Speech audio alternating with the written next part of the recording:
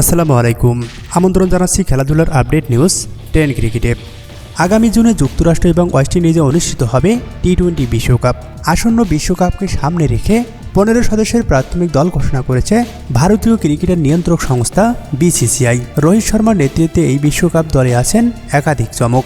Chennai super কিংসের হয়ে দুর্দান্ত পারফরমেন্স স্বীকৃতিস্বরূপ বিশ্বকাপ দলে জায়গা পেয়েছেন শিবন দুবে।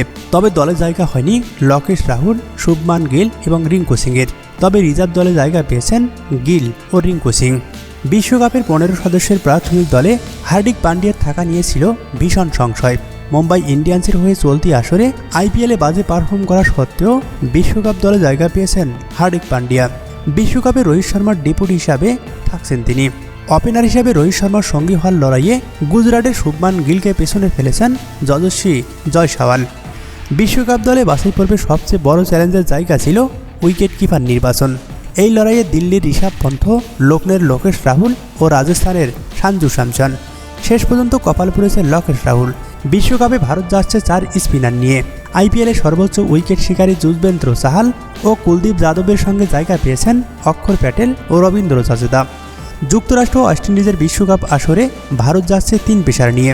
জাসপ্রীত বুমরার নেতৃত্বে পেস আক্রমণ সামলাবেন মোহাম্মদ সিরাজ ও হরদীপ সিং। বিশ্বকাপ স্কোয়াডে জায়গা না হলেও রিজার্ভ দলে আছেন শুভমান গিল এবং রিঙ্কু সিং। তাদের সঙ্গে 2 পেসার আছেন খলিল আহমেদ ও আবেশ খান। এবার দেখে নেওয়া যাক এক নজরে ভারতের বিশ্বকাপ স্কোয়াড।